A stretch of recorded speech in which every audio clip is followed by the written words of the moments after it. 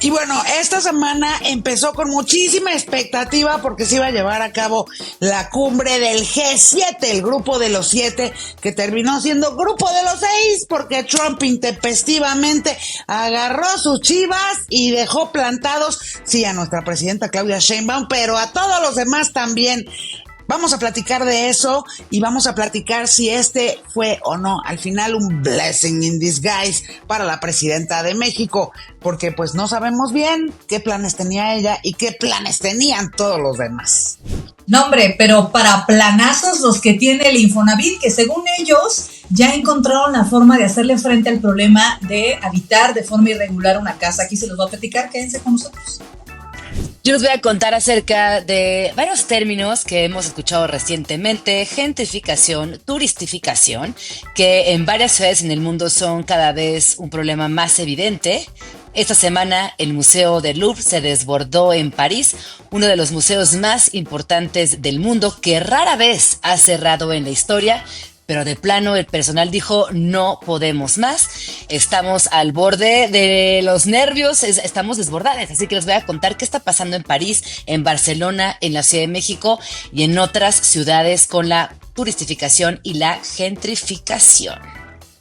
Oigan, pero para desbordamientos y caos, un tema que nos han pedido mucho que hablemos y vamos a tratar de hacerlo de la manera más clara y sencilla posible, si es que eso fuese posible. ¿Qué está sucediendo en Medio Oriente? Trataremos de explicar por qué están peleando Israel, Irán, Palestina y qué tiene que ver la Franja de Gaza con todo esto. Va a estar buenísimo este capítulo. No hay un mejor plan esta tarde que se queden con nosotros el jueves. Esto es Cuarto para las 4. Comenzamos. Y acuérdense de las 4, like, compartir, comentar y suscribirse, porque el algoritmo no distingue de hate. ¡Vámonos!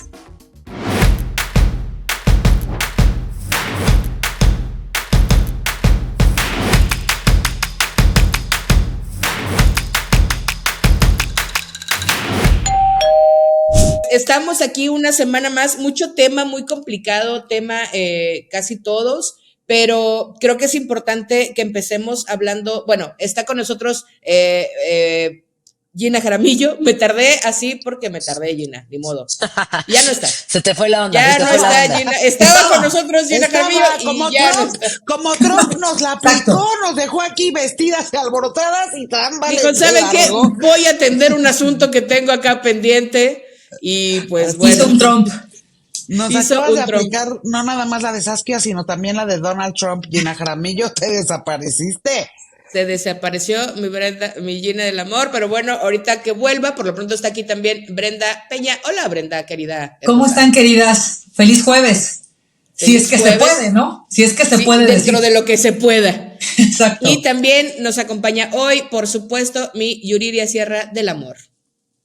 Ay, mi Carolina Hernández del amor también. De verdad que venir cada semana a hacer todo el recuento de las tragedias y de las incertidumbres que hay en el planeta se hace más llevadero si las tengo a todas ustedes por acá, la neta. Pero entonces, pues mucho tema, mi Yuris, ¿qué te parece que empecemos? ¿Qué está pasando en el G7? ¿Qué es el G7? ¿Quién es que estudió? ¿Y por qué fue Claudia si ya no es de los países en los que están 7? Pero fue invitada especial, Leyona. Ah, sí, hubo varios invitados especiales, entre los cuales se encontraba la presidenta de México, Claudia Sheinbaum Pardo, y estaba también el presidente de Sudáfrica, el presidente de Ucrania, estaba la coordinadora de toda digamos, el gabinete económico de la Unión Europea. Se encontraban como invitados especiales a esta cumbre en particular del G7, que tenía ya varios años sin reunirse, hay que decirlo. Entonces se reúnen y era una ocasión perfecta. Ojo, o sea, hay que ser de verdad, entender nuestro lugar en el mundo. Claro que era una ocasión perfecta para México, pero también para un montón de países que igual que México tienen una agenda, bueno, o sea, puntos pendientes así uno tras otro con Estados Unidos. Pues claro que todos dijeron sí voy. Qué bueno que Claudia decidió sí ir a la cumbre de los 7 que se realizó en Canadá, porque además el nuevo primer ministro ya no es Trudeau, es ahora Carney, el nuevo primer ministro de Canadá, invitó a la presidenta mexicana porque, ojo, o sea, el TEMEC somos 3 países, Canadá, México y Estados Unidos. Y por supuesto que tanto para Carney como para Claudia Sheinbaum era una ocasión perfecta para verse presencialmente los tres, porque la revisión del TEMEC ya está en puerta. En realidad es hasta el 2026, pero pues estas no son enchiladas, no se hacen así de la noche a la mañana. Entonces, Carney, yo creo que con mucha visión y estrategia dijo, pues es muy buena ocasión para vernos los tres y empezar a acelerar, porque claro que Carney y Sheinbaum sobre todo quieren ya meterle tercera y cuarta a la revisión del TEMEC. ¿Por qué? Porque esa va a ser la forma de protegernos de estos arranques arancelarios que tiene Donald Trump una mañana así y la otra también, y a la que viene seguro se le ocurre un nuevo arancel. Entonces, por supuesto que para México, para Canadá era una gran ocasión para intentar seguramente empezar a planchar algunos temas de la revisión del TEMEC. Pero evidentemente no nada más México y Canadá, sino también ahí está otra vez que lo trató pésimo al presidente de Ucrania en la ocasión anterior que se vieron Trump y él. También el presidente de Sudáfrica igual le había hecho una majadería, y estaba invitado a la cumbre del G7. Pero yo creo que Trump se ha de haber quedado así como de, ay, estos no los he tratado bien a la mayoría, mejor patitas, ¿para qué os quiero? Y decidió pues en función, y entendemos, ¿no? Lo que está ocurriendo, de lo cual vamos a hablar también más adelante, que es del pues el grado de hostilidades que han tenido Irán e Israel en los últimos días, no ha hecho más que escalar. Claro que es peligrosísimo, claro que Estados Unidos, que en teoría al menos sí ha sido el policía del mundo durante todo el último siglo, o sea, desde que ganó la Segunda Guerra Mundial hasta el día de hoy, Estados Unidos se había erigido como el policía del mundo o el árbitro del mundo, y Trump está muy lejos de ser eso, pero evidentemente, en tanto que país, dijo, tengo que ir al cuarto de situación. Y lo que sí dijo es, bueno, ahí se ven, muchachos, nos vemos luego nos hablamos. La verdad es que yo me quedé pensando, y no sé qué ustedes piensen, qué sea lo que piensen, compañeras Carolina, Brenda, Georgina Garamillo. Pero yo creo que esta repentina huida de Donald Trump de la cumbre del G7, al final es probable que no nada más para la presidenta Claudia Sheinbaum, sino para varios de los ahí mandatarios que se echaron el viaje, haya sido en realidad al final un blessing in disguise. O sea, que no estuviera, aunque fuera el principal invitado de la cumbre, el bully del grupo, pues si se va, si digamos ahora sí que la vibra cambia, ¿no? La vibra cambia, y ahí pudimos ver al menos a nuestra presidenta, la presidenta de México, ya se reunió con Carney, que es el primer ministro de Canadá, ya se reunió con el presidente de Sudáfrica, ya se reunió con el primer ministro de la India, y va a seguir teniendo en lo que estamos grabando esto el martes, y en lo que queda el día de hoy seguramente también tendrá más conversaciones bilaterales, y eso para México es sí o sí una buena noticia.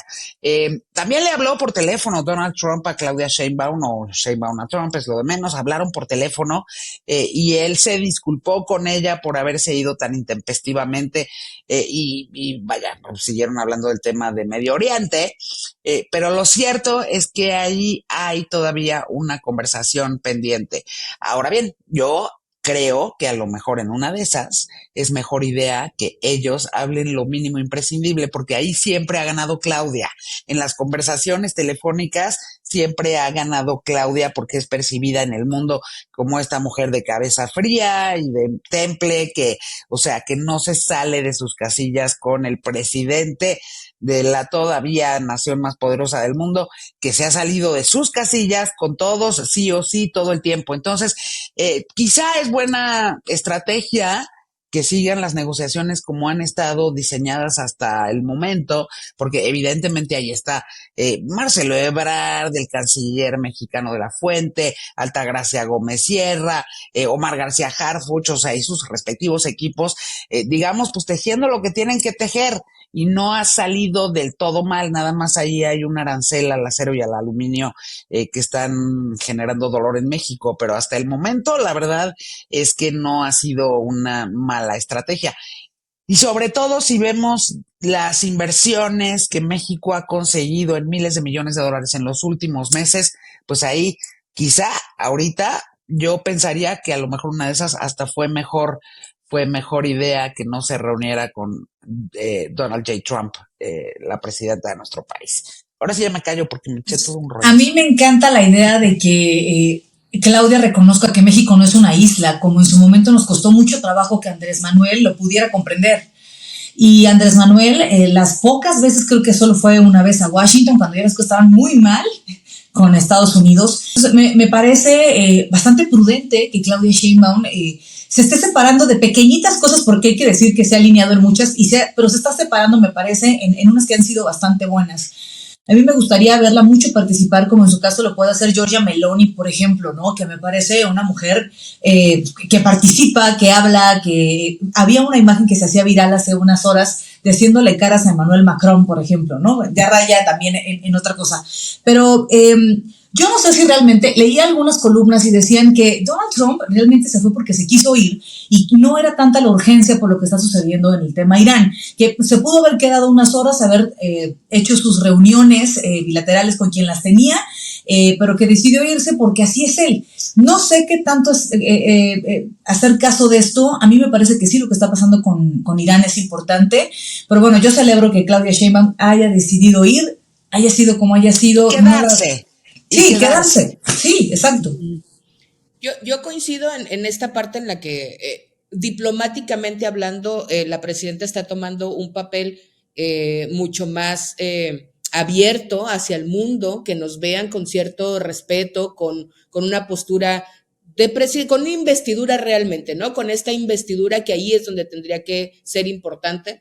Y de Trump también yo coincido en que sí, lo que está pasando en Irán es complejo y Estados Unidos haciéndola de policía, teniendo un desmadre interno, pero queriendo arreglar las casas ajenas, lo ha hecho toda la vida. Pero sí me parece que Trump es un político que se basa en un estilo patancesco. O sea, el tipo no necesita ninguna excusa para hacer lo que es un político que le gusta ser incendiario, desplantes, que le gusta salirse del protocolo, que hace desplantes y que le gusta incluso, creo yo, que hablen de él.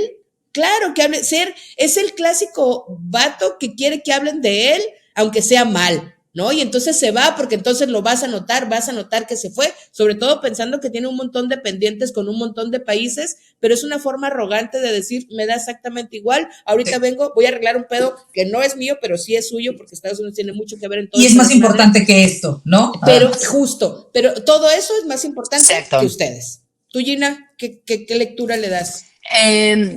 Yo coincido contigo, Carol. Sí creo que él es un personaje que lo hemos platicado aquí, es muy patán, le gusta ser el centro de atención, y a mí me da la impresión de que él a veces imagina que sigue dirigiendo una empresa de Trump y que no se da cuenta que está dirigiendo una nación. Corre a haz lo otro, activa tal protocolo. Es como, oye, no, maestro, ya no es así, no es una empresa. Hay reglas internacionales, hay protocolos, hay metodologías, y sí creo que también hoy la gente ya no reacciona con tanto miedo, que se quedó la presidenta, pero también se quedó el presidente de Canadá y siguieron adelante con las citas, los encuentros, las conversaciones en corto. El anfitrión, sí, pero sí creo que hay algo ahí de es que no cundió el pánico. Pienso que en otro momento a lo mejor hubiera sido otra la respuesta. Y ahora fue como, bueno, este señor ya sabíamos que nos iba a salir con una. Y respecto a lo que decías, Carol, que se mete en todo, sí, ¿no? Se sigue metiendo en todo y se seguirá metiendo en todo. Creo que tenemos todavía para rato, en cuarto para las 4, desde que él regresó, le hemos dedicado por lo menos un pedacito de cada programa. Es alucinante, pero pensando en Claudia, yo también coincido con ustedes. Me gusta mucho que haya ido. Me gusta que también esté haciendo esta presencia diplomática, que se esté comportando a la altura. Así que yo también estoy con todo bien. Oigan, hasta el día de hoy. Trump es ese vecino que va y se mete en las casas ajenas a querer arreglar todo, a revisar la cañería, a revisar la tubería, a revisar el baño, cuando en su casa ni siquiera voltea a ver. Y sí, como ustedes adivinaron, todo este preámbulo de casas es porque Brenda trae un gran tema acerca de Infonavit. Si tú tienes una casa que sacaste con un crédito de Infonavit a pagarlo a 125 años y resulta que a la mitad de tu pago dijiste no me alcanza y la dejaste o algo, quédate porque te interesa saber qué está pasando, Brenda, con este asunto tan hermoso. ¿Les han dado una patada en la cara alguna vez? O sea, yo creo que eso es lo que están viviendo los derechohabientes, que alguna vez sí han ahorrado para su enganche de su casa, que pagan una mensualidad, que lo están haciendo ahora. Aquellos que lo hicieron durante muchos años, que solicitaron un crédito, bueno, les informo que estamos en el mundo al revés. Esta semana dio a conocer a Octavio Romero, que es el titular del Infonavit, que hay que recordar que hace unos meses estaba al frente de Pemex, ya no entraremos en más detalles. Detalló que se realizó, daba algunas cifras, decía que 843,000 viviendas están en este tipo de problemas de irregularidad, ¿no? De los cuales 168,000 ya fueron censadas. Sobre las viviendas habitadas de manera irregular, Romero Oropesa explicaba en la mañanera que la idea era que no haya desalojos, sorpresivamente. Bueno, por lo menos para mí sorpresa, ¿no? Dicen que van a entablar diálogo con las personas que están viviendo de manera irregular en una vivienda. O sea, Los ocupas. Los ocupas, tal cual. Pero me sorprende muchísimo. ¿Por qué entrarle con la rudeza si podemos dialogar? Y resulta que les van a hacer un ofrecimiento. Mediante este diálogo pretenden acordar o que renten el inmueble o, en su defecto, lo pueden adquirir. ¿Y saben qué? A un precio que sea razonable. ¿Por qué pagarían la integridad de lo que vale esa vivienda si pueden darles un descuento es el mundo al revés? Me parece que estamos buscando, la autoridad está buscando, es más fácil para ellos hacer legal lo que es ilegal. Insisto, me parece que estamos olvidando también a la gente que ha hecho un esfuerzo por pagar su vivienda. ¿Qué va a pasar con los dueños? Como dice Caro, se preguntará usted con genuina duda. Bueno, para ellos dicen que van a buscar reponerles de alguna manera el predio. No han detallado cómo va a ser eso. O sea, si usted le invadió a alguien su casa, el Infonavit dice, el fulano vamos a privilegiar o que rente o que compre a un mejor precio que el que usted estaba pagando esa propiedad y ya veremos cómo le vamos a reponer a usted lo que está sucediendo. Ahora, también, ¿qué va a pasar con las viviendas que censaron que dicen que están deshabitadas? Hay un gran número de viviendas que no están habitadas, las van a habilitar, digamos, les van a poner más servicios o van a actualizar el tema de los servicios para que puedan igual rentarse o se puedan comprar a un mejor precio.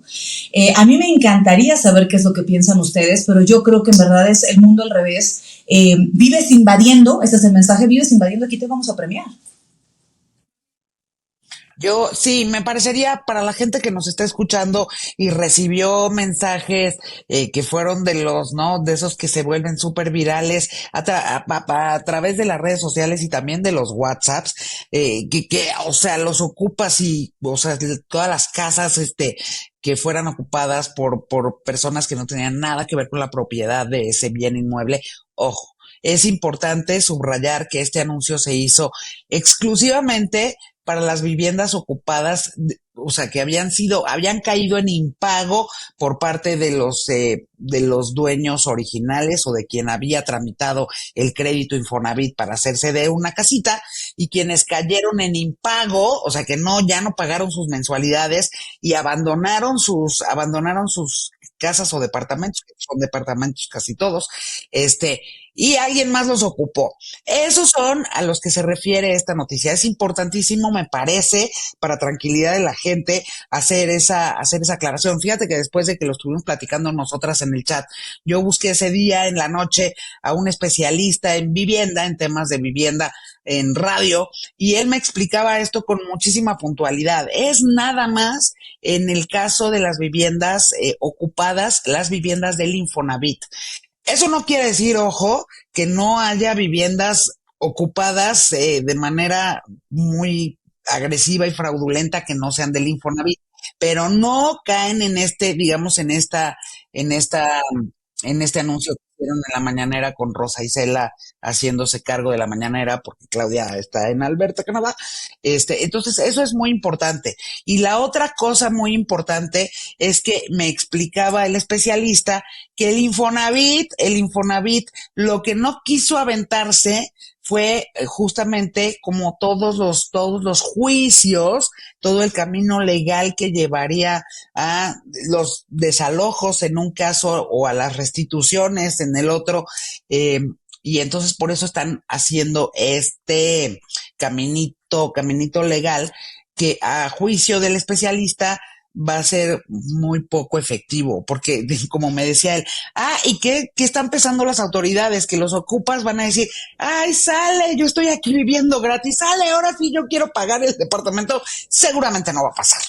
Es cuanto, claro. Es lo que quería yo compartir con ustedes. Cuanto, me encanta, yo siendo Noroña, ¿no? Porque yo estoy aquí dirigiendo, entonces voy a hacer una gatada y voy a atravesarme y te voy a silenciar. Oigan, no, yo fíjate, de este tema también me causó a mí mucho conflicto, porque como me pasa con muchas de las cosas de esta administración y la pasada, con la 4T, con el obradorismo, con esta idea de la transformación, hay muchas de las cosas que en el papel no me suenan descabellados, porque, por ejemplo, claro que los desalojos son súper violentos, violatorios de los derechos humanos, hay un montón de abusos en estos casos.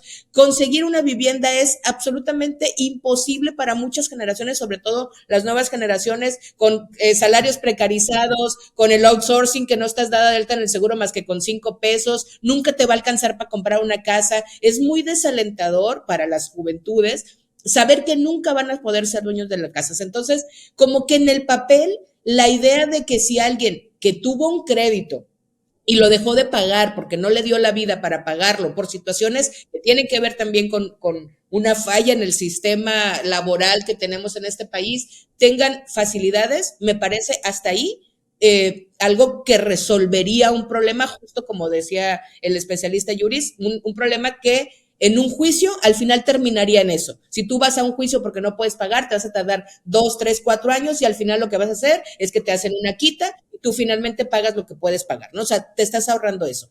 Pero eso es para la gente que lo compró, para la gente que sacó el crédito, pero para la gente que se metió bajo las circunstancias que sean, bajo las circunstancias que sean. Yo, por ejemplo, y sobre todo porque yo dejé una casa en Reynosa, porque me pareció buena idea comprarla en Reynosa, dejen de juzgarme, pero cuando yo dejé esa casa, y por supuesto que una de las cosas que más miedo me daban es que en Reynosa alguien lo ocupara, porque ¿cómo sacas a una persona que tiene la tranquilidad de ocupar una casa que no es suya? Evidentemente es una persona, perdón, pero es un delincuente, bajo la circunstancia que haya sido, que ocupes una casa que no es tuya, es un delito. Y que a esas personas que ya están cometiendo un delito, se les dé la opción de regularizarse, es como la gente que ocupa los terrenos en riesgo, ¿no? Y que son terrenos irregulares y que eventualmente terminan casi todos en tragedia porque son terrenos justamente que no están acondicionados para que sean ocupados, y luego les dan papeles, documentos, se hacen de su terreno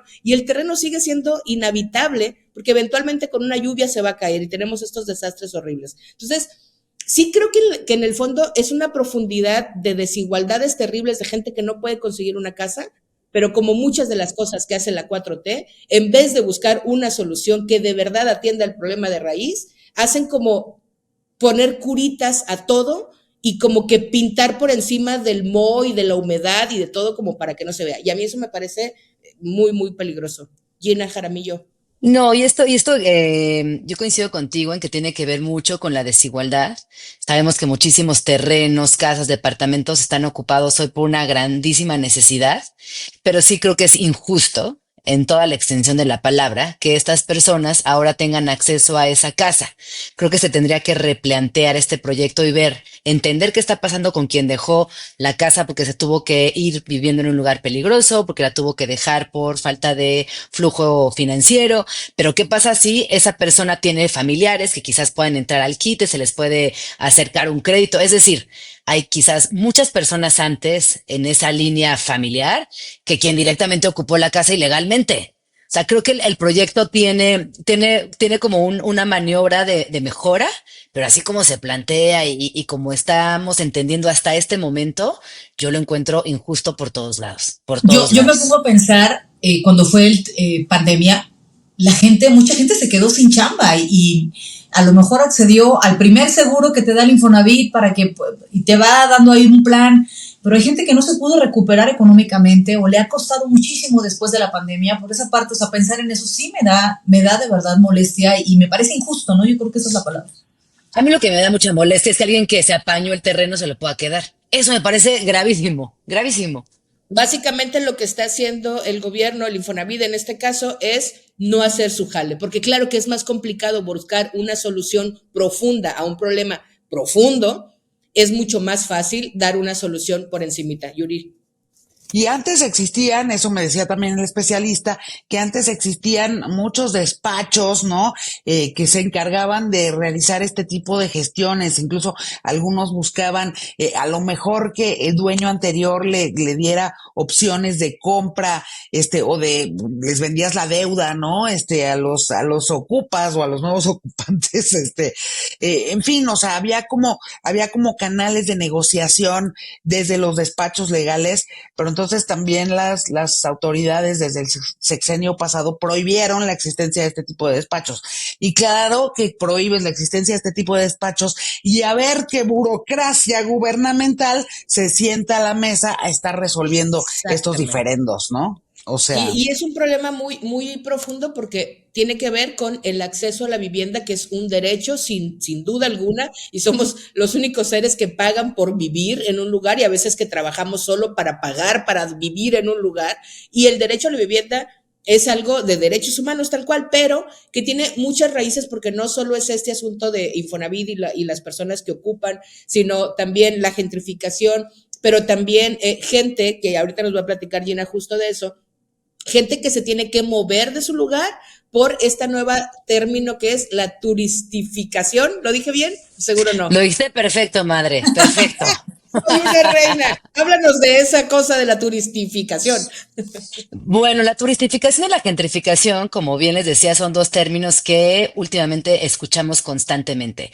Entendiendo la gentrificación como personas extranjeras que llegan y se apoderan literal de una colonia que les parece, en este caso, muy cool, muy cómoda, con buena conexión a internet y que principalmente nómadas digitales han ido asentándose en estos lugares. Dígase Barcelona, Ciudad de México, París, Londres, playas en México, muchísimo.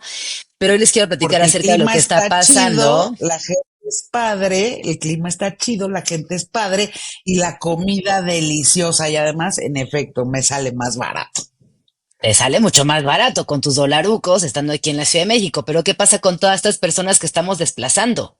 ¿A dónde las estamos mandando? Hemos visto muchísimos negocios que van cerrando, una sastrería que tenía 45 años, una tortería de toda la vida, unos taquitos que estaban ahí junto, y todos estos comercios se han ido a otros lugares, han ido desapareciendo y con eso también han ido erosionando el tejido social, lo cual es gravísimo, por donde lo lean.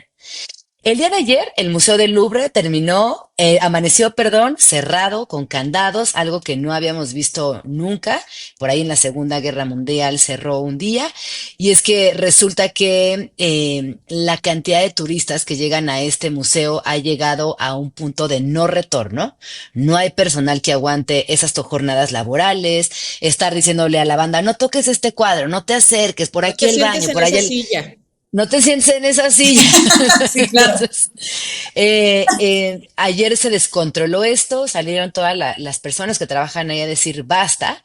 Y esto, en realidad, lo que me parece bien interesante es que pone el centro de la conversación qué está pasando con el trabajo, con la dignificación de estas personas que trabajan en un museo, ya sea en París, pero también en la Ciudad de México, para que se den una idea. El museo recibe 8.7 millones de personas el año pasado. El Museo de Antropología e Historia, que es el museo con más visitantes en México, 3.8. Y siempre está lleno. Imagínense cómo es el museo en París. Las protestas, además, han tenido eco en Barcelona, donde sabemos que también hace unos días salieron con pistolitas de agua literal a decir, por favor, váyanse, no podemos seguir pagando nuestras rentas, queremos caminar en paz, queremos sacar al perro, queremos ir a dar una vuelta al parque y nuestros espacios están completamente tomados por el turismo. ¿A qué se debe esto? Bueno, pues hay muchos efectos. El primero, pues la pandemia. No es un efecto pandémico que, como decíamos, se encargaron las personas que ahora trabajan a la distancia de apañar otros lugares.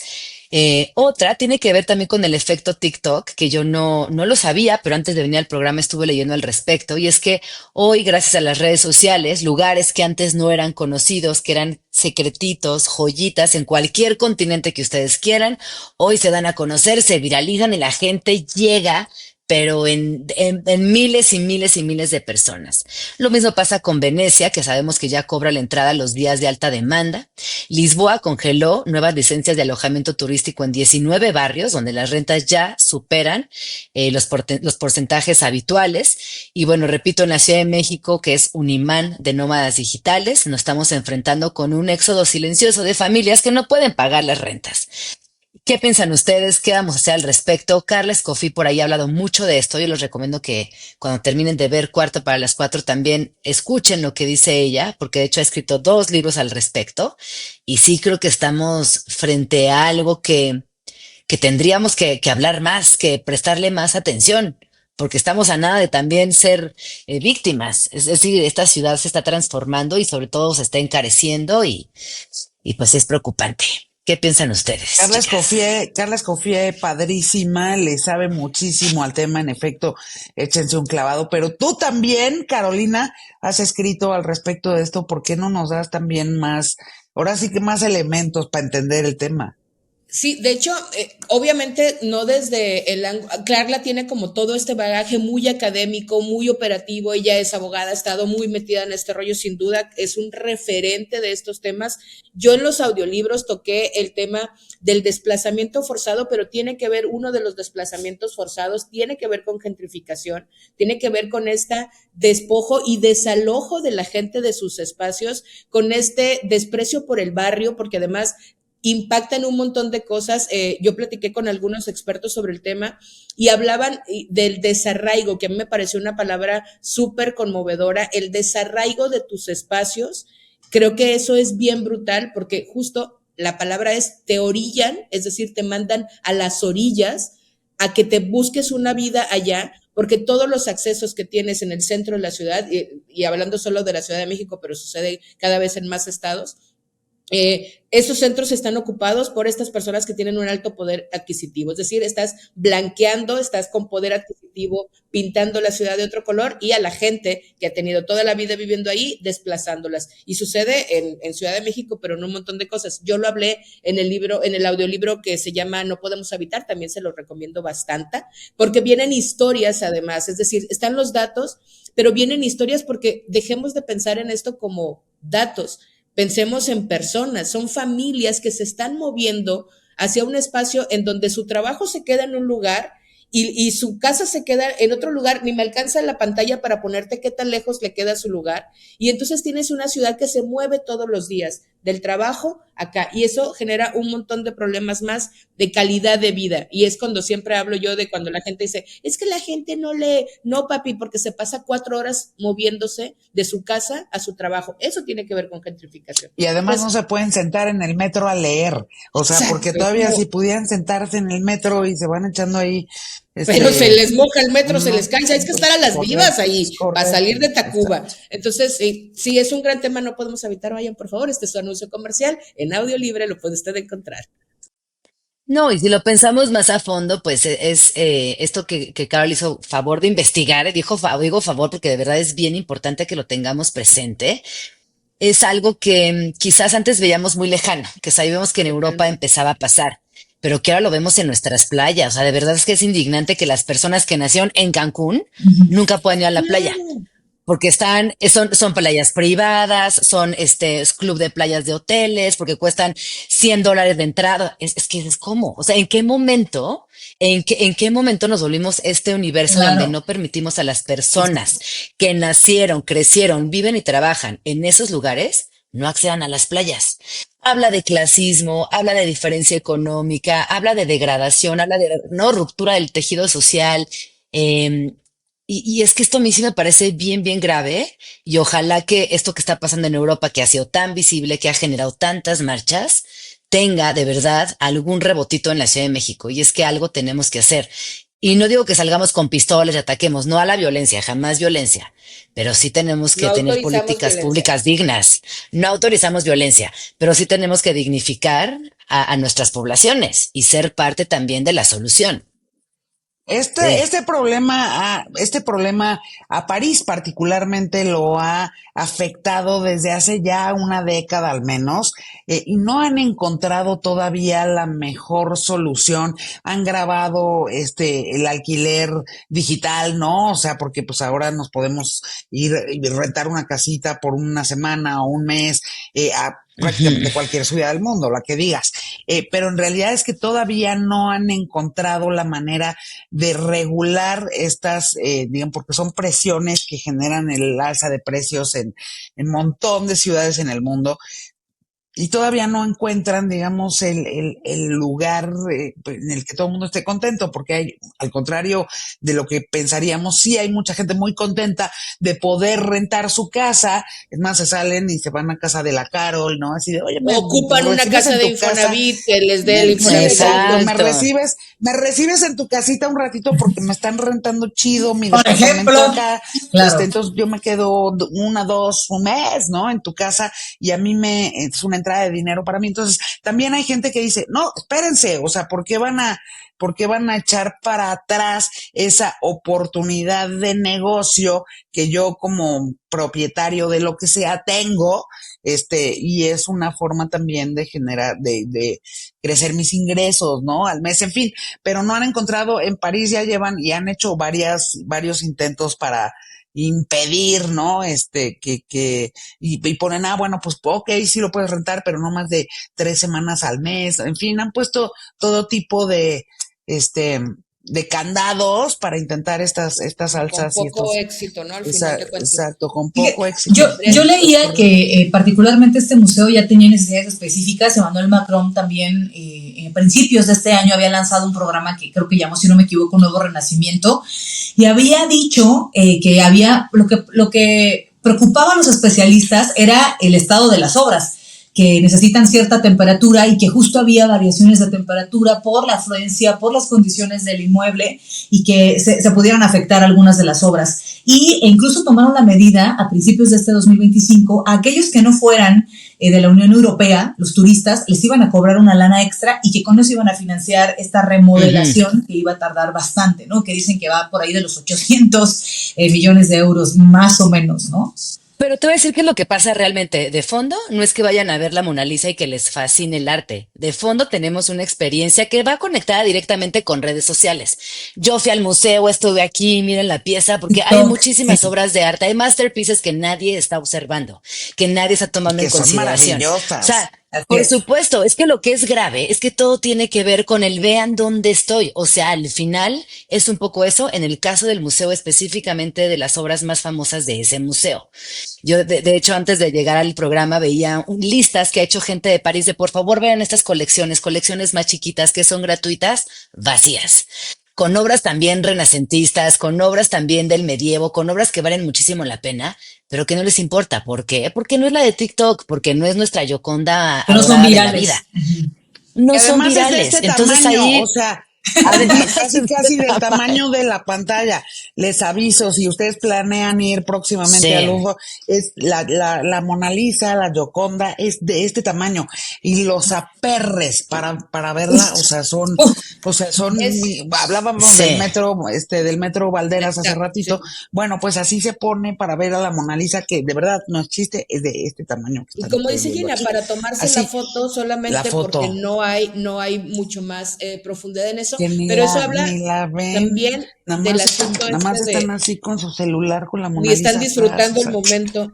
ajá, Oigan, es y correcto. hay una parte de aquí que quiero saltarme a este tema para ir cerrando, porque nos extendimos un poquito, lo cual está perfecto. Pero fíjense, nos han estado pidiendo mucho y yo sé que suena a que me han estado preguntando y procede a pintarse los labios, pero este tema genuinamente nos lo han estado sí cuestionando un poco de por qué no hemos hablado. Yo a título personal he sido muy explícita porque no había hablado públicamente del caso, del tema, de la situación que está sucediendo en Medio Oriente. Uno, porque no soy experta, porque es un tema súper complicado, porque prefiero compartir información que me hace sentido, que me resuena, y porque la gente tenemos derecho a elegir luchas. Y no todas las luchas son nuestras luchas y está perfecto. Y yo tengo mis propias luchas, eso no significa que demerite las otras o que me parezca menos grave lo que está pasando en Palestina. Yo jamás compararía tragedias, es decir, ay, pero vean Sinaloa, no, es que vean Sinaloa, pero vean Palestina, pero vean Israel, pero vean Irán. O sea, no creo que sea una competencia de tragedias, pero sí creo que las personas tenemos derecho a elegir las luchas o los intereses a donde ponemos nuestra energía. Pero, sin embargo, una vez dicho todo esto, nos pareció importante por lo menos poner el tema en la mesa, en la conversación, y que ustedes que nos escuchan, que nos ven, al final hagan sus propios juicios, busquen información, documentense y encuentren lo que les haga felices encontrar. Yo lo que hice es tratar de hacer un muy resumen de lo que está sucediendo, por qué está sucediendo, me lo expliqué a mí y me voy a permitir leerlo porque no quiero cometer, probablemente las cometa, pero por lo menos leyéndola tengo un margen de error un poquito más cortito, ¿no? ¿Cómo comenzó este problema? Hace más de 100 años, la zona de Palestina, donde hoy están Israel y los territorios palestinos, era parte del Imperio Otomano y luego controlado por el Reino Unido. A principios del siglo XX los judíos comenzaron a emigrar ahí porque estaban huyendo del antisemitismo que había en Europa y reclamaban esta tierra como suya por motivos históricos y religiosos. Los árabes palestinos ya vivían ahí desde hace muchas generaciones y se oponían a esa migración masiva. Otra vez hablamos de territorios y de espacios ocupados y de personas migrando por cuestiones de seguridad, de integridad, de derechos humanos, de necesidad. Migrar es un derecho y eso es lo que estaban haciendo, pero obviamente los territorios que van a ser ocupados pues no van a estar de acuerdo en que la gente esté llegando a su espacio. En 1947, la ONU propuso entonces dividir la tierra en dos, un estado judío y un estado árabe. Los judíos aceptaron, pero los árabes no. En 1948 se fundó el Estado de Israel. Los países árabes vecinos lo atacaron, pero perdieron. Más de 700,000 palestinos fueron expulsados y huyeron de esos que eran sus hogares. A eso se le llamó el Nakba, que es catástrofe en árabe. Desde entonces ha habido guerras, ocupación militar, asentamientos ilegales, bloqueos y violencia constante. En resumen, dos pueblos reclaman la misma tierra, uno creó un estado fuerte que es Israel, el otro se quedó fragmentado, desplazado y sin país reconocido, y ese es el origen del conflicto. Eso es historia. Ahora, ¿qué está pasando ahorita? Los militantes de Hamas, que es un grupo que está considerado terrorista, orquestaron un atroz ataque contra el sur de Israel y asesinaron a más de 1,400 personas en una matanza sin precedentes en la historia israelí. Los bombardeos e incursiones israelíes han causado la muerte también al menos a 5,800 palestinos. Este es un dato muy bajito, pero es lo que se tiene de información. Entre ellos se precisa mucho que son más de 2,000 niños, eso según autoridades locales. Esas cifras, por supuesto, han estado aumentando. A principios de marzo de este año, Israel lanzó una ofensiva masiva en Gaza que puso fin al alto al fuego vigente. Murieron, dicen, más de 855 palestinos, incluidos mujeres y niños, y muchos más resultaron heridos. Hay un bloqueo por parte de Israel que ha restringido el acceso a alimentos, medicina y ayuda humanitaria en Gaza. Y la ONU y agencias han advertido que eso está generando una muerte muy lenta y muy terrible de, sobre todo, población infantil. Los asentamientos israelíes en Cisjordania siguen avanzando.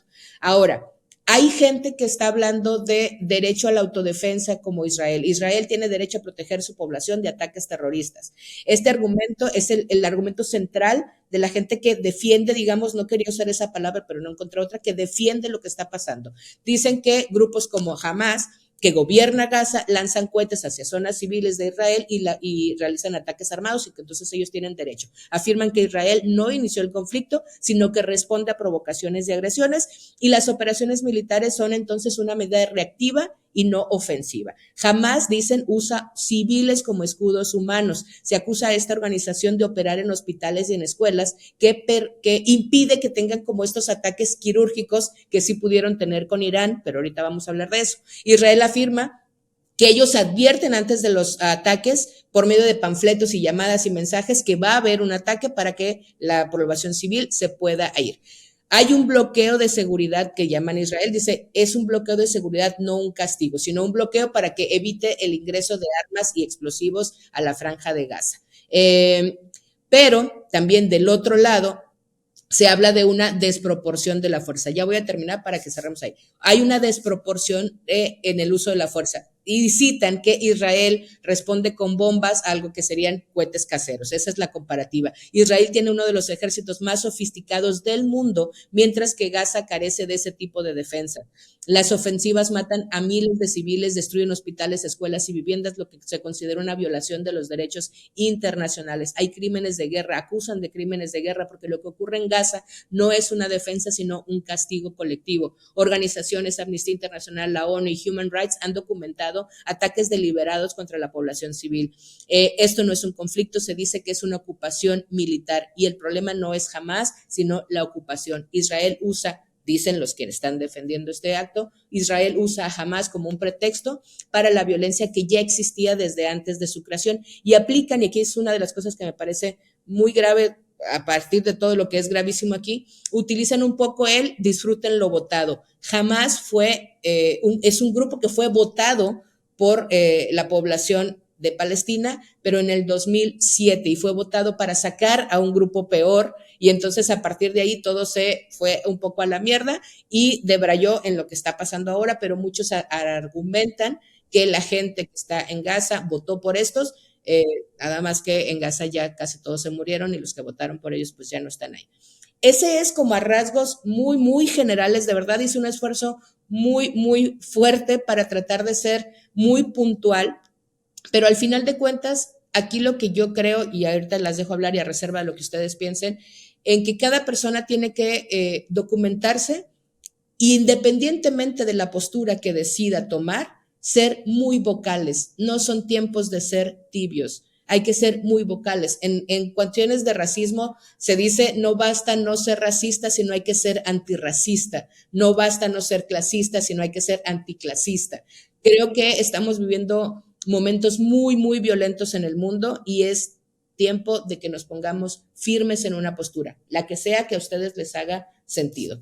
Hasta aquí mi reporte en esto. Claro, pero ¿por qué no nos explicas también? Porque ahorita esta semana lo que ha sido la gran tragedia y lo que sacó en teoría a Donald Trump, exacto, o sea, porque justamente Israel, que ha estado concentrado en estar atacando a Hamás en territorio palestino, lo cierto pues es que ahora decidió lanzar unos misiles en contra de su también vecino Irán, por supuesto que tiene la capacidad militar que no tiene Palestina, pues le respondió y le dijo, ahí te voy, y le echó sus misiles de regreso, y así han estado por lo menos 4 días de un lado y del otro. Israel con su escudo de hierro, como lo denominan, defendiéndose de los misiles iraníes. Pero lo cierto es que tratándose de dos naciones, tanto Israel como Irán, que tienen capacidad nuclear, pues efectivamente eso le pone un nivel de tensión al escenario global que no necesariamente tenía la confrontación entre Israel y Palestina, ¿no? No por menospreciar el conflicto entre Israel y Palestina, sino porque el nivel de poderío armamentista, y entonces, bueno, ya se metió hasta J.D. Vance y dijo, no vamos a permitir que Irán enriquezca uranio. ¿Por qué? Porque enriquecer uranio implicaría que ya está en capacidad de hacer una bomba atómica, así de fácil, ¿no? Así de fácil. Yo me ponía a leer justo antes del programa y tiempo atrás, porque yo decía, bueno, ¿por qué se odian tanto Israel e Irán? Porque me encontré en la historia de que por ahí del 48 todavía eran amigos, de 1948. Incluso Irán fue uno de los primeros en reconocer a Israel como Estado. Todo el tema viene cuando llegan los ayatolá, y entonces empiezan a ver la amistad de Israel con Estados Unidos y dicen, a mí no me gusta eso y para allá. O sea, Estados Unidos está en el centro, digamos, de esta discordia entre ambos países, por eso lo toma con tanta importancia como lo platicamos al principio del programa, y este señor Trump pues decide irse, ¿no? Bajo ese esquema, digamos. Y cómo Estados Unidos ha sido tan odiado por Irán y por los ahora quienes están al frente del gobierno, que son los ayatolá, para decir, voy a entrar incluso en guerra con ustedes, ¿no? Me parece preocupante cómo se pueden llegar a poner las cosas. Yo no sé si Estados Unidos le conviene una guerra, no sé si necesita en estos momentos una guerra a Donald Trump, si apenas puede atender lo que le está pasando en su país y no ha podido poner orden, como dijo, entre Rusia y Ucrania, ni lo ha podido hacer ahorita en la Franja de Gaza. Irán sí leía que tiene solo 2 aliados, que es Putin. Bueno, leía Kim Jong-un y Vladimir Putin, porque hasta donde sé se está beneficiando de algunos drones que le está dando Irán para sostener la guerra, que también ha batallado muchísimo Rusia en los últimos meses para tener armamento y soldados. Yo no sé en qué va a acabar esto. Ojalá Donald Trump sea lo suficientemente maduro para sentarse en una mesa y negociar, pero Irán tiene lo suyo. Irán no es Gaza, no es Palestina. Exacto. Para sentarse y decir, bueno, está bien, te entrego unos rehenes y entonces deja pasar comida 5 días, que ni siquiera lo cumplieron en muchas de las ocasiones en lo que está pasando en la Franja de Gaza. Yo no sé si con Irán se puede jugar a los bombardeos, porque yo siento que Israel tiene más que perder y Estados Unidos tiene más que perder.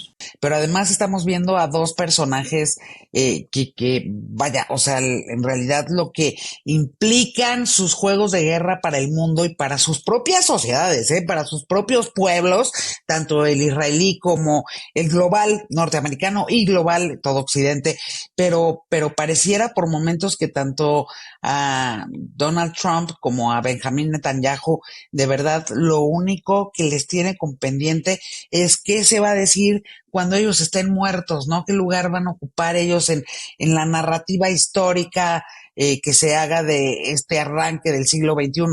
Y la verdad es que ellos creen que les va a ir increíble, pero en realidad la historia que ya está contándose desde el día de hoy, pues no está haciendo halagüeña con ellos, ¿eh? No, Yuri, pero por otro lado no, Yuri, pero estamos frente a una tragedia humanitaria de dimensiones devastadoras, y sí me parece bien triste que al final estos personajes tan poderosos con tanto dinero estén todos los días limpiecitos, comiendo comida deliciosa, yéndose a la cama con unas cobijas calientitas. No se lo merecen. No es la injusticia en toda la extensión de la palabra. Y a mí se me parece que toda la vanidad, todo lo narcisistas que pueden llegar a ser, todo lo poderosos que son. O sea, el mundo entero no hemos podido detenerlo de Gaza. A mí me da mucha tristeza, me da mucha frustración cuando pienso en que hemos normalizado el sufrimiento de una población entera. Me parece gravísimo, bajo cualquier circunstancia, ¿no, Gina? O sea, tendríamos que sí. Por si no quedaba claro, todo lo que dije al principio era solo contexto, es decir, nada de eso justifica, y quiero por lo menos de mi lado que quede muy claro, y yo sé que de su lado también, nada de eso justifica lo que está pasando. Es decir, no hay forma de que la historia no nos juzgue por preguntarnos dónde estabas tú en junio del 2025, cuando había toda una población siendo masacrada. Neta, a mí me aterra la idea de vernos al futuro. ¿Por qué no lo estamos investigando? ¿Por qué no estamos con urgencia deteniendo a estas personas, encarcelándolas? Es decir, hemos puesto en manos de muy poca gente tanto poder que hoy pareciera que toda la humanidad es tanto estéril. Y además se prolonga, esa violencia está sostenida. Que todos los demás continúa. Somos relleno, todos. Somos relleno. Es muy triste esta era de la injusticia absoluta, de la desigualdad máxima. Y sí creo que hoy empezamos a tener una sociedad que está deprimida porque no hay de otra. Pero no nos vamos a deprimir, por favor, no empecemos. No empecemos. No, porque para mí era importante solamente poner este tema, pero sí ser muy precisa en eso. Creo que todas coincidimos, nada justifica lo que está sucediendo. Por eso no quiero imponer, por supuesto, nunca ninguna postura. Por eso decía, cualquiera que sea la postura, sean firmes entonces en su postura, porque no está el mundo para no tener una firmeza en esto que está sucediendo, no solo ahí, sino que en todos los lugares. Pero claro, este conflicto es terrible, pero me gustaría que cerráramos con algo que no nos mandara tanto a la depresión, y sé que no está en el guión, pero antes de que cierres, yo quiero decir algo. Dime, o sea, lo que estamos viendo y viviendo en el mundo entero tiene que ver con una tragedia fundamental que sí, nosotros el relleno hemos permitido con el paso de las últimas décadas, que es la erosión de las instituciones a nivel tanto global como nacional, cada quien en su terruño, ¿eh? Cuando permitimos que las instituciones se erosionen, en ese momento el tablero se empieza a desmoronar. Y la buena noticia del tablero era que al menos le ponía algunas reglas pues a estos apetitos, ¿no? Que ya decías, Gina, a estos apetitos voraces y depredadores y narcisistas y desbordados de tanto, porque estos que estamos viendo ahorita no son los únicos ni de chiste, los hemos visto pasar y pasar y pasar y pasar a lo largo de la historia de los seres humanos, pero justamente en los últimos 50 años o la segunda mitad del siglo XX, esa construcción institucional era la que más o menos le ponía algo de freno a este tipo de apetitos, nada más que ahorita pues sí ya estamos en tiempos de erosión por todos lados. Así que si en algo nos tenemos que ocupar nosotros el relleno es en ver que esas instituciones o inventar unas nuevas, pero que sean de verdad producto del consenso y no de la imposición de nadie. Si no tenemos instituciones vigorosas y fuertes que a todos nos digan, a ver, las reglas del juego son estas y no te puedes pasar de la raya, entonces pues ya estamos condenados a que este tipo de fulanos hagan lo que les venga en gana y generen el tipo de tragedias que nos está tocando vivir el día de hoy. Y yo insisto siempre mucho en que no pensemos que nuestras acciones son pequeñas y que las pequeñas acciones no suman. Muchos reyes han caído a partir de pequeñas acciones. Las pequeñas acciones, aunque parezca que no, de verdad suman. Levantar la voz, poner un tuit, hacer una conferencia, dar una plática, armar un taller, convencerlo con tus amigas en la cena, poner sobre la mesa temas. Esas cosas, de verdad, no dejemos que ganen quienes nos quieren hacer pensar que hacer estas pequeñas cosas no suman. Sí suman, eso quería agregar. Y yo también quisiera agregar que hoy seduce mucho el individualismo y que sentimos que si no nos llega directamente no es nuestra causa. Algo más que nunca tenemos que estar en la colectividad, tenemos que buscar espacios seguros, conversar, ir a marchar, tomar el espacio público. O sea, sí tenemos que llegar de nuevo a ese lugar de la colectividad, aunque sea muy seductor el individual. Créanme que no es la salida. No es. Y tenemos que buscar eso ahí no también. Ahí no es. Ahí no es. Rapidito, una recomendación, cada una de una recomendación bonita, por favor. Gina Jaramillo, sí. Una recomendación que tú quieras. Sálvanos. Una serie, esa, mi reina, que nunca está preparada, ¿cómo de que no? Traigo el gran libro de los gatos, que son los mejores relatos, ensayos, poemas de la literatura universal, y el gran libro de los perros, porque si usted, no importa dónde esté vibrando, con quién se identifique, no saben la belleza que son estos libros. Virginia Woolf, Charles Dickens, está Ezra Pound, híjole, es que Ray Bradbury, Doris Lessing están por acá también, híjole, cientos y cientos de plumas. Franz Kafka, bueno, Lydia Davis, quien ustedes digan y quieran y se imaginen, aparecen en estas recopilaciones y la neta, están bien chidos, están bien bonitos como para bajar avión, para desconectarse y para encontrarnos desde las letras, pero con nuestros perros y nuestros gatitos. Y por supuesto los de mi Carol Solís, que ya los dijimos. El de los gatos. Te lo regalo. Sí, te lo regalo. Y el de los perros y ya tenemos completo. Sí, y ya está. Exacto. Ajá, ya.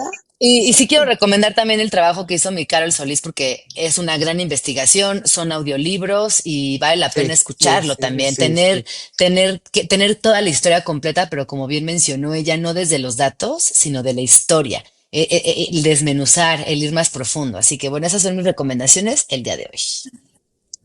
Muchas gracias, mi princesa del amor.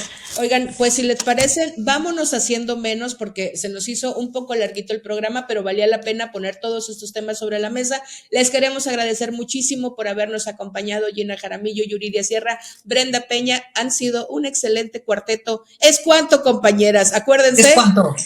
Like, suscribirse, comentar y compartir. Las 4 abanicar. De las 4. Y abanicar. Vámonos.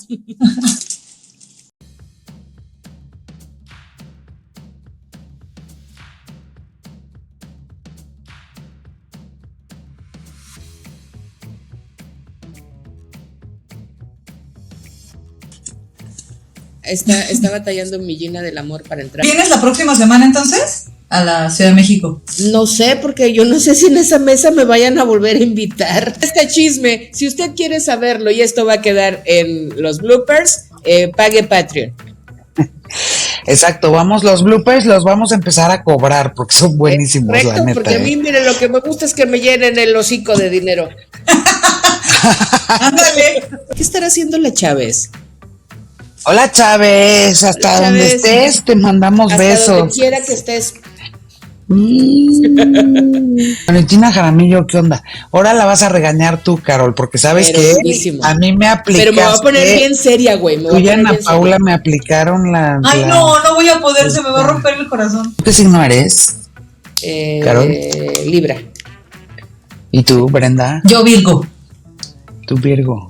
Tengo ¿Tú muchas eres Leo, amigas Yuridia? Virgo. Sí, ¿verdad? Porque eres de agosto. Me felicitan en ¿cómo mi fue ese cumpleaños. dato? Para que sepan, que vean. Ay, somos buena cosa, las Leo, la neta. Sí, Claro. sí. ¿A quién queremos engañar? Nuestra relación no está basada en la mentira, Está basada en el horóscopo. en el horóscopo. Ustedes no saben, este blooper es carísimo, pero, bueno, no es blooper, es pre-show, ¿no? Pero la primera vez que fui, Yuris, fue cuando inauguraste tu Thermomix conmigo. Ajá. Fuiste la primera persona a la que le cociné en la Thermomix. ¿Y qué preparaste ahí? Un pad thai, era un pad thai. Sí, te hice un pad thai. Y un frappuccino de postre. Chicas, Georgina. no sé, güey, ni el iPad, ni la compu, nada sirve hoy. Estabas Pues en un estás en asado Tepoztlán argentino, no también, te güey. hagas. Ajá. ¿Cómo? Se No ve te que está hagas. ahí echándose un helado en el teposteco. Ojalá, güey. De chamoy. De chamoy. Perdón, chicas, no, ya. Más que la voy a regañar de que no, tú tranquila, Bien mi reina. raro, Te íbamos a güey. hacer una broma, Gina Jaramillo, pero tú sabes que yo no tengo corazón para regañarte. Sí. Que nada más voltea tú. Ah, ¿así? Sí, porque te ves en vertical y te necesitan en horizontal. Ay, Aquí ya sabes, te esperamos todo lo que necesites, mi Puta, güey, amor. O sea, perdón. no pasa nada. Los más señoriales. Deberíamos de empezar a ensayar una coreografía virtual, digital, Pues así. yo necesito que me salga este primero, el de ese que suene. A mí ya se me ¿Cómo rompió. es? Pero es con los grandotes. Deberíamos hacer la introducción así. Para planes, los del Infonavit. ¿Tienes casa? Olvídate de ella. Qué tonta eres. Un cosito. Hoy los bloopers van a quedar tan largos como el capítulo mismo. es decir, de hecho, ¡Hola, banda! chingados, güey. Y a los bloopers Ay, no, los me muero vamos de a vergüenza, extender. chicas. Ay, no, chicas, me muero de vergüenza, porque más, ay, obviamente, ay, Nah. Esa voz es de Gina Jaramillo. puta. Georgina. No manches, nunca me va a pasar. Tengo todo conectado, o sea, todo lo que se les ocurra. 87 años tiene hoy. 93. Hoy yo soy joven. No, ahora tengo que correr por mi cargador. Espérenme, güey, porque como conecté todo. Pero como quiera estás en vertical. No se está logrando. Funcionó, no. Imagínate que estuviéramos en vivo. ¡Eh! Se logró, se logró, se logró, se logró. Así.